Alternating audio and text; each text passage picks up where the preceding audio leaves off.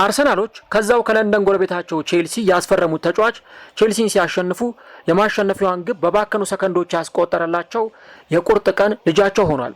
ጨዋታው ካበቃ በኋላ ወደ አርሰናል አርማ ጣቱን እየጠቆመ ደስታውን ሲገልጽ ደጋፊዎቹም ለምርጥ ብቃቱ አሞካሽተውታል። ውድ አድማጮች እያወራን ያለነው ስለ አርሰናሉ 29 ቁጥር መለያ ለባሽ ካይ ሉካስ ሃቨርትዝ ነው። ሃቨርትዝ ከወራት ጉዳት በኋላ ወደ ሜዳ ተመልሷል። ከዚህ በኋላም ለመድፈኞቹ ምን ያህል ሊጠቅም እንደሚችል አስመስክሯል። የእርሱ ወደ ሜዳ መመለስ አርቴታንና ደጋፊዎቹን በእጅጉ አስደስቷል። ካይ ሃቨርትዝ ፍሌክሲብል ወይም እንደ ልቡ በነፃነት የሚጫወት ተጫዋች ነው። በነፃነት መጫወቱ ለአርሰናል ምን አይነት ጠቀሜታ አለው? ወደ ሜዳ መመለሱ ቡድኑን በምን በኩል ያግዛል? ከዮኬሬስ ጋርስ አርቴታ ያጣምራቸው ይሆን የሚሉ ጥያቄዎች ይነሳሉ። እነዚህንና ሌሎች ጉዳዮችን እስከ ቪዲዮ መጨረሻ ድረስ ከኛ ጋር አብራችሁ ከቆያችሁ የምንነግራችሁ ይሆናል። ሰላም ጤና ይስጥልን። የተወደዳችሁና የተከበራችሁ ውድ የቻናላችን ተከታታዮች እንዴት ናችሁልን? እግዚአብሔር ይመስገን እኔ በጣም ደህና ነኝ። የምትገኙት አራዳ ሜዳ ኦፊሻል ዩቲዩብ ገጻችን ላይ ነው። ፈጣሪ ቢፈቅድ ዘንድሮ 100,000 ሰብስክራይበር የመግባት እቅድ ይዘን እየሰራ እንገኛለን። ስለዚህ ሁላችሁም ይህንን ፕሮግራም የምትከታተሉ አድማጭ ተመልካቾቻችን ቻናሉን ሰብስክራይብ በማድረግና የሮል ምልክቷን በመጫን የቻናላችን ቤተሰቦች እንድትሆኑ የአክብሮት ግብዣችን ነው። ይሄ ቪዲዮ ደግሞ ብዙ ላይኮች ይገባዋል ካላችሁ እናንተም ፕሮግራሙን ላይክ በማድረግ እንድትጀምሩ ትጋብዛችኋለሁ። የአራዳ ሜዳ ኮሜንታተር ተስፋወርቅ ሉልሰገድ አብሬያችሁ ቆይታ አድርጋለሁ። ፈጣሪ ፈቅዶ ከአንድ ቀን እረፍት በኋላ ተመልሼ መጥቻለሁ። በዛሬው ፕሮግራማችን ላይ 3 ወይም 4 ዝግጅቶችን ወደ እናንተ ይዤ ቀርባለሁ። የካይ ሃቨርትዝን ጉዳይ በዚህኛው ፕሮግራማችን ክፍል ላይ እንመለከተዋለን። በኋላ ላይ ደግሞ የአርሰናልና የሰንደርላንድ የማንቸስተር ሲቲ እና የሊቨርፑል እንዲሁ ደግሞ የማንቸስተር ዩናይትድ እና የቶተንሃምን ጨዋታዎች በቅድመ ዳሰሳችን ላይ የምንመለከታቸው ይሆናል ማለት ነው። በዚህኛው የፕሮግራማችን ክፍል ግን ካይ ሃቨርትዝን እና አርሰናልን እንመለከታለን። እንግዲህ በሳምንቱ አጋማሽ አርሰናል ቼልሲን ባሸነፈበት የካራቦ ካፕ የግማሽ ፍጻሜ የመልስ ጨዋታ የአርሰናል ደጋፊዎች እጅግ በጣም ደስተኛ የነበሩበት ምሽት ነበር። ምክንያቱም አርሰናል ወደ ፍጻሜ ለማለፍ የመጨረሻ ሰከንዶቹን እየተጠባበቀ ነበር።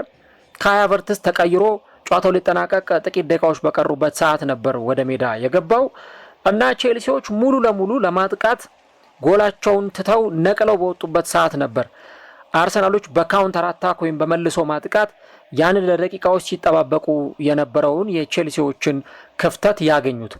እናም በቀላሉ ያንን ክፍተት ተጠቅመውበት ጎል ማስቆጠር ችሏል። ጎሏን ደግሞ ያስቆጠረው ከጉዳት የተመለሰውና ለወራት በጉዳት ሲማቀቅ የነበረው የአርሰናሉ ጀርመናዊ ተጫዋች ካይ ሃቨርትዝ ነው እና ጨዋታው 0-0 እንደሚጠናቀቅ ነበረ የአርሰናል ደጋፊዎች ግምት የነበረው። ምክንያቱም 90 ደቂቃ ያለ ጎል ነው የተጠናቀቀው። 6 ደቂቃ የተጨመረውም 6 ደቂቃ እንደዚሁ በተመሳሳይ ያለ ምንም ግብ ነበረ የቀጠለውና የአርሰናል ደጋፊዎች ለምን ፊሽካ አይነፋም የሚል ድምጻቸውን እያሰሙ በነበረበት ሰዓት ላይ ነው እንግዲህ ያንን ኳስ ዴክላን ራይስ ለካይ ሃቨርትዝ ያቀበለው። ካይ ሃቨርትዝ ከሆነ ወቅት በፊት የቼልሲ ጀግና ተጫዋች ለቼልሲ በአውሮፓ ቻምፒዮንስ ሊግ የፍጻሜ ጨዋታ ጎል በማስቆጠር ቼልሲን ከአውሮፓ ቻምፒዮንስ ሊግ ዋንጫ ጋር ዳግም ማገናኘት የቻለ ተጫዋች እንደነበረ የሚያነሱለት አስገራሚ ተጫዋች ነበር ማለት ነው። ነገር ግን ደግሞ ከጥቂት ጊዜያት በኋላ ደግሞ የለንደን ጎረቤታቸውን አርሰናልን የተቀላቀለ ተጫዋች ሆኖ ለአርሰናል ብዙ ጠቀሜታን ሲሰጥ የነበረ ተጫዋች ነበርና በዛ በመጨረሻዎቹ ሰከንዶች አልቢትሩ ፊሽካቸውን ለመንፋት በተቃረቡበት በመጨረሻው ሰዓት እንግዲህ ይህ ተጫዋች ግብ ጠባቂው ሮበርት ሳንቼዝን አጥፎ ያንን ጎል በማስቆጠር ከዛ በኋላ ከደጋፊዎቹ ጋር ደስታውን ሲገልጽ ነበር እና አርሰናሎች በመጨረሻ ሰከንድ ጎል ማስቆጠራቸው ከዛ ደግሞ ጎል የተቆጠረው በካይ ሃቨርትዝ አማካኝነት መሆኑ ሲታሰብ ደስታቸውን የበለጠ እጥፍ ድርብ እንዲሆን ያደረገው ጉዳይ ነበር ማለት ነው። እንግዲህ አሁን የካይ ሃቨርትዝ በአርሰናል የመመለስ ጉዳይ ወይም ደግሞ ከጉዳት የመመለሱ ጉዳይ ለቡድኑ ምን አይነት አገልግሎት ሊሰጥ ይችላል ከሚለው ነገር ጋር የአርሰናል ደጋፊዎች መመለሱን በጣም በበጎ ዜና እንዲመለከቱት አድርጓቸዋል። በእግር ኳስ ፍሎተር ምንላቸው ተጫዋቾች ይኖራሉ። ያ ማለት በቃ በነፃነት እንደልባቸው ፍሌክሲብል ሆነው የሚጫወቱ በየትኛውም የሜዳ ክፍል ላይ የምታገኟቸው አንድ ስፔሲፊክ የሆነ ሮል ብቻ የማይወጡ ተጫዋቾች አሉ። የካይ ሃቨርትዝም በአርሰናል ውስጥ መኖር እንዲህ አይነቱን ነገር ለአርሰናሎች በደንብ እንዲሰጥ ያስችለዋል፣ ያግዘዋል ማለት ነው። እና በተለይም ደግሞ አርቴታ ከዚህ ተጫዋች የሚፈልገው ነገር እጅግ በጣም ከፍተኛ መሆኑን እንረዳለን። ምክንያቱም ኳስ ለምሳሌ ካይ ሃቨርትዝ የፌክ ነምበር 9 ወይም ደግሞ የ29 ቁጥር ሚናን የሚወጣ ተጫዋች ሊሆን ይችላል። ሲያስፈልግ ደግሞ የ9 ቁጥር ተጫዋች ሆኖ ልክ የካይራት አልማቲው ጨዋታ ላይ አርቴታ እንዳደረገው በ9 ቁጥር ቦታ ላይ እንኳን ባይሰለፍ ሰከንድ ስትራይከር ወይም ደግሞ ከአጥቂ ጀርባ የሚጫወት ሁለተኛ አጥቂ ሆኖ ሜዳ ላይ ልንመለከተው እንችላለን። ከዚህ በተጨማሪ ደግሞ በጣም አለፍና ሻገር ደግሞ ሲል የግራ 8 ቁጥር ቦታ ላይ ወይም በሌፍት 8 ቁጥር ቦታ ላይ መጫወት የሚችል ተጫዋች ይሆናል ማለት ነው። እና አሁን በአርሰናል ቤት ውስጥ እንግዲህ ስንመለከት ለምሳሌ ቡድን ውስጥ ያሉ ተጫዋቾች በልምምድ ሰዓት ላይ ተከፋፍለው ጨዋታዎችን ሊያከናውኑ ይችላሉ።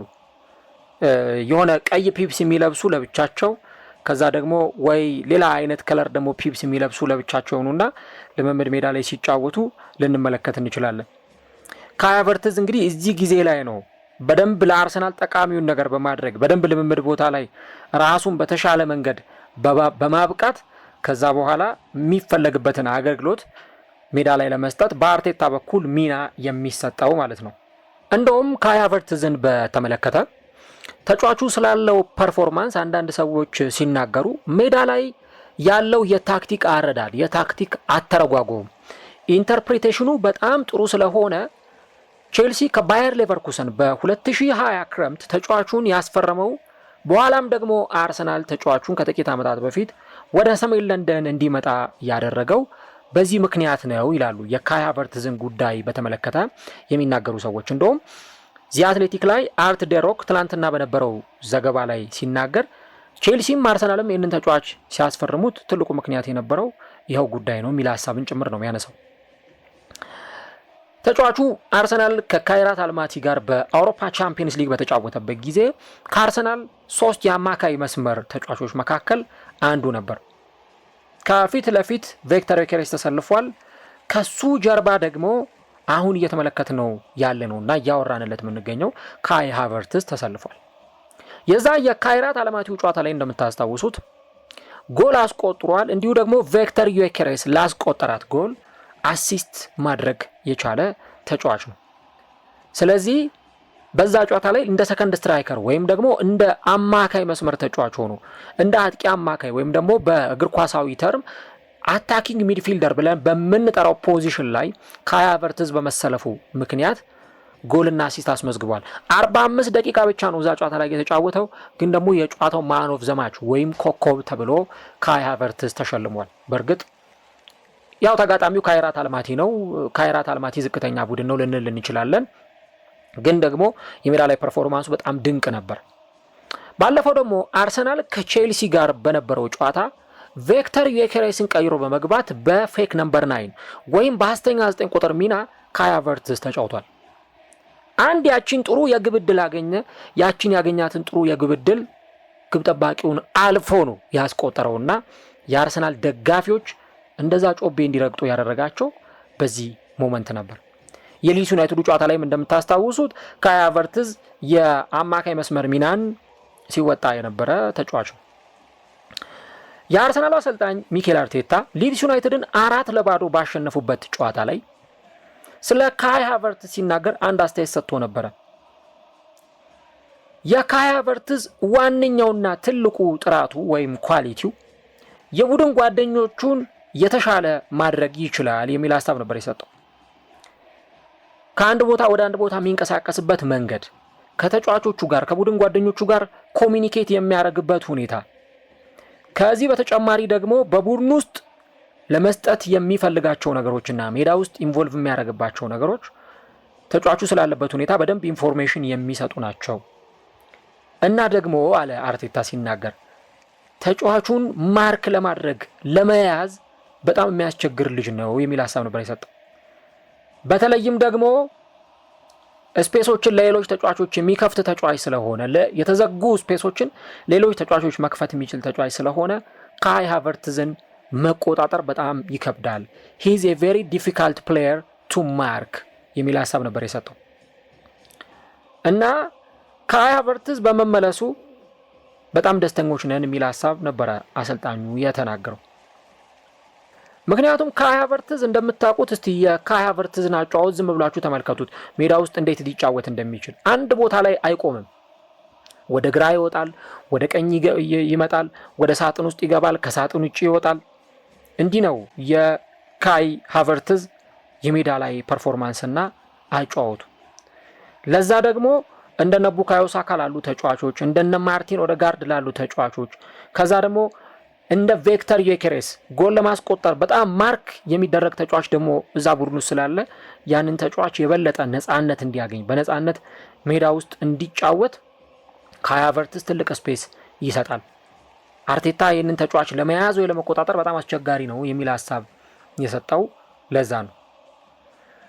እንግዲህ ተጫዋቹ ኦገስት ወር ወይም በፈረንጆቹ ነሐሴ ወር ላይ በመጀመሪያው ሳምንት የሊጉ ጨዋታ አርሰናል ወደ ኦልድ ትራፎርድ ተጉዞ ማንቸስተር ዩናይትድን ባሸነፈበት የጨዋታ ዕለት ነበረ ካይ ሃቨርትዝ ጉዳት ያጋጠመው። ከዛ በኋላ ለወራት ያክል ካይ ሃቨርትዝ ከሜዳ ርቆ ቆይቷል በጉልበት ጉዳት ምክንያት።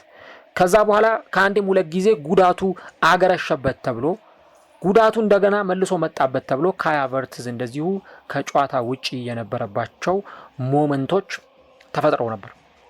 እንግዲህ በዚህ ቡድን ውስጥ ትልቅ ሚና ሊኖረው የሚችል ተጫዋች እንደሆነ ይታወቃል። ግን በዛ በጉዳት ምክንያት ደግሞ ለአርሰናል ግልጋሎት መስጠት ሳይችል የቀረባቸው ጊዜያት አርሰናል ቤት የሱ አለመኖር ሚስ እንዲደረግ እንዲናፈቅ ያደረገ ሁኔታ ነበር። በኋላ እንግዲህ በጃንዋሪ 11 በፈረንጆቹ አቆጣጠር ጥር 11 አርሰናል ፖርትስመዝን 4-1 ባሸነፈበት የኤፍኤ ካፕ ጨዋታ ላይ ነው ተጫዋቹ በዛ ጨዋታ ላይ ወደ ሜዳ የተመለሰው ማለት ነው። በኋላ በቻምፒየንስ ሊጉ ጨዋታ ካይራት አልማቲ ላይ እንደዚሁ ጥሩ ፐርፎርማንሱን አሳይቶ ነበረ። ከሊድስ ዩናይትድም ጋር በነበረው ጨዋታ እንዲሁ ደግሞ በተለይ አርሰናል ካይራት አልማቲን 3-2 በሆነ ውጤት ያሸነፈበት ጨዋታ ላይ እንደውም ያው አሲስቶ የተመዘገበው በኋላ ላይ በማርቲኔሊ ስም ሆነ እንጂ ጎሉን በማስቆጠር ሂደት ጎሉን ሲያስቆጥረው ማርቲኔሊ ዮኬሬስ አሲስት አላደረገለትም። ኳሱን የሰጠው በቀኝ መስመር ላይ ራሱ ካይ ሃቨርትዝ እና ያን ነገር በደንብ ተመልክተናል በዛ የጨዋታ ምሽት ላይ። በቢልድ አፕ ረገድ ካያችሁት በተለይ ደግሞ ካይ ሃቨርትዝ ኖኒ ማድዌኬ በደንብ የሱ ተጣማሪ ሆኖ እንዲጫወት ይፈልጋል በዛ በቀኙ መስመር ላይ ማለት ነው። ቡካዮ ሳካ በሌለበት ጊዜ ያንን ነገር እንዲያደርግ ይፈልጋል እና ማድዌኬ ከሱ ጀርባ እንዲጫወትና ቤን ዋይት ደግሞ እንደዚሁ ያንን ቦክስ በደንብ ኮንትሮል አድርገው እንዲጫወቱም ይፈልግ ነው። ያ አርሰናል ካይራት አልማቲን 3-2 ያሸነፈበትን ጨዋታ ብትመለከቱ በተለይ ደግሞ ሶስተኛዋ ጎል ስትቆጠር ኖኒ ማድዌኬ ከካይ ሃቨርትዝ ጀርባ እየሮጠ ነበር። ከዛ በኋላ ነው ካይ ሃቨርትዝ አታሎ ገብቶ ያንን ኳስ ወደ ፍጹም ቅጣት ምት ግብ ክልል ውስጥ ማይነስ ሲያደርገው የተመለከት ነው። እንግዲህ የቼልሲ ጊዜውን ብታስታውሱ በቼልሲ ሲጫወት የነበረውን ጊዜ ብታስታውሱ አሰልጣኝ ቶማስ ቱሄልም ያንን ነገር በደንብ ይናገራሉ ስለ ካይ ሃቨርትዝ። ምክንያቱም በቼልሲ በሚጫወትበት ጊዜ እንደውም ሞር የ9 ቁጥር ተጫዋች ከመሆን ይልቅ መሀል ሜዳ ላይ በደንብ የሚጫወት ተጫዋች ነበር እና እሳቸው ከአመታት በፊት ከቴንቲ ስፖርት ጋር በነበራቸው ቆይታ ስለ ካይ ሃቨርትዝም እንደዚሁ ራሳቸው የተናገሩበት ሀሳብ ወይም ደግሞ ሀሳባቸውን የሰጡበት መንገድ ነበር እና በእንዲህ አይነት ሁኔታ በተለይ ደግሞ ተጫዋቾቹ ካይ ሃቨርትዝን ለመቆጣጠር በጣም ስለሚቸገሩ ካይ ሃቨርትዝን ማርክ ለማድረግ በጣም ስለሚቸገሩ ይሄ አንደኛው ጨዋታውን የበለጠ ለአርሰናል ተጋጣሚዎች ከባድ እንዲሆን የሚያደርግባቸው ነገር መሆኑንም ጭምር እንረዳለን። አርሰናል ቤት ከመጣ በኋላ ደግሞ በጣም አፕግሬድ የሆነውን የተሻሻለው የሜዳ ላይ ፐርፎርማንስ በደንብ ሲያሳይ ብዙዎቻችን እየተመለከትን እንገኛለን። ለተከላካዮች ራስ ምታት ነው ብለን ስንል አንደኛው ወደ መሀል እየመጣ ይጫወታል፣ ሁለት ደግሞ ተጋጣሚዎችን ከፖዚሽን ውጪ ማድረግ ይችላል፣ ሶስተኛ ደግሞ ለሌሎች ለሱ የቡድን ጓደኞች መፍጠር የሚችላቸው ጥሩ እድሎች አሉ እና ሪዮ ፈርዲናንድ የቀድሞ የማንቸስተር ዩናይትድ የተከላካይ መስመር ተጫዋች በተለይም ቶማስ ቱሄል ይህንን ተጫዋች እንዴት ይጠቀሙበት እንደነበረ እሱ ተናግሯል። እና እኔ ከካይ ሃቨርትዝ በተቃራኒ የምሰለፍ ተከላካይ ብሆን ኖሮ በጣም አስቸጋሪ ሊሆንብኝ ይችል ነበረ የእሱን እንቅስቃሴዎች ለመቆጣጠር።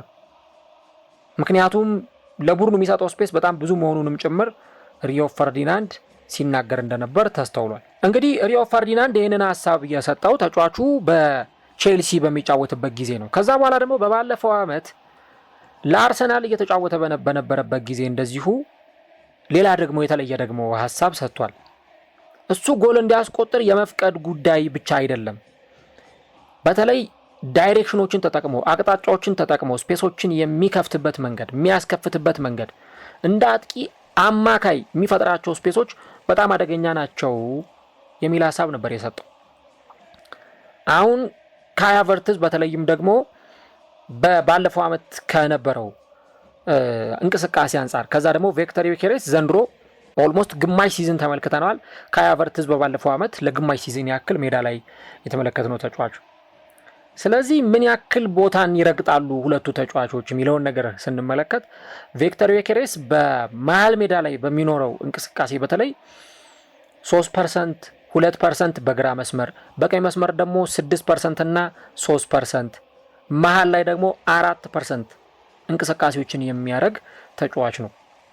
ካይ ሃቨርትዝን ግን ስትመለከቱት 3 እና 2% በግራ መስመር፣ በቀኝ መስመር ደግሞ 5 እና 8% ኳሶችን ይነካል። ጭራሽ ደግሞ ፋይናል ሰርድ ላይ 13% ሁሉ ኳስ የሚነካ ተጫዋች ነበር በባለፈው ዓመት። ስለዚህ ቪክተር ዮኬሬስ ከሚሰጠው አገልግሎትም በተጨማሪ ደግሞ ካይ ሃቨርትዝ በደንብ መሃል ሜዳውን ኮንትሮል በማድረግና በመቆጣጠር ረገድ ያንን ሚና መስጠት የሚችል ተጫዋች ነው ማለት ነው። ራሱ አርቴታ ባለፈው ከሊድስ ጋር ከነበረው ጨዋታ ጋር አያይዞ ሲናገር በዮኬሬስና በሃቨርትዝ መካከል ያለው ጥምረት የበለጠ ያድጋል ብለን ተስፋ እናደርጋለን የሚል ሀሳብ ነበር የሰጠው እና እሱ ደግሞ በተጋጣሚዎቹ ባህሪ በተጋጣሚዎች ይዞት በሚገቡት አቀራረብ እንደሚወሰን ነው ሲናገር የነበረው እና ያስቆጠራቸውን ጎሎች መመልከት ይቻላል። አምና ካቻምና ለአርሰናል ያስቆጠራቸውን ጎሎች ብትመለከቱ ተጋጣሚዎችን በሚያገኝበት ጊዜ ፈጣን ሩጫዎችን በመጠቀም ጎሎችን ማስቆጠር ይችላል። ለዚህ ደግሞ 3፣ 4፣ 5 ጨዋታዎችን በደንብ ማስታወስ እንችላለን። አምና አርሰናል ከአትሌቲክ ቢልባኦ ጋር በኤምሬትስ ካፕ በተጫወተበት ጊዜ እንዴት ድሪብል እያደረገ ከመሃል ጀምሮ ያንን ኳስ ይዞ ሄዶ ከግብ ጠባቂው ፊት ለፊት ተገናኝቶ እንዳስቆጠረ እናስታውሳለን። ከዚህ በተጨማሪ ደግሞ ባለፈው አርሰናል ቼልሲን ባሸነፈበትም ጨዋታ እንደዚሁ ግብ ጠባቂውን አልፎ ያስቆጠረበት መንገድ ሌላ ለተጫዋቹ ክሬዲት የሚያሰጠው ነገር ይሆናል። አርሰናል ከ2 ዓመት በፊት ቼልሲን 5-0 በሆነ ውጤት ሲያሸንፍ እንደዚሁ ማርክ ኩኩሬያ ካጠገቡ እሱን ማርክ ለማድረግ እየሞከረ ነገር ግን በፍጹም አልሸነፍም ብሎ ነው ያንን ኳስ ከመረብ ጋር ያገናኙ። አርሰናል ዌስትሃምን በሰፋ የጎል ልዩነት ሲያሸንፍም አምና ከሜዳው ውጪ ሃቨርትዝ እንደዚሁ ተመሳሳይ አይነት ነገር ሲያደርግ ተመልክተናል። ስለዚህ ተጫዋቹ 2 አይነት ነገሮችን ለአርሰናል መወጣት ይችላል። አንድ አግሬሲቭ ነው፣ ሁለተኛ ዳይሬክት ነው። አግሬሲቭ ነው፣ በጣም ኃይለኛ ተጫዋች ነው። በአካል ብቃት ረገድ ካይ ሃቨርትዝ በአርሰናል ቤት በጣም ተሻሽሏል። ይህን ነገር ማድረግ ይችላል። ፕላስ ደግሞ ቀጥተኛነትንም የተላበሰ ተጫዋች ነው እና ደግሞ ከፋይናል ሰርድ ላይ ከሚገኙ ተጫዋቾች ጋር በደንብ ኮኔክት አድርጎ መጫወት የሚችል ተጫዋች ነው።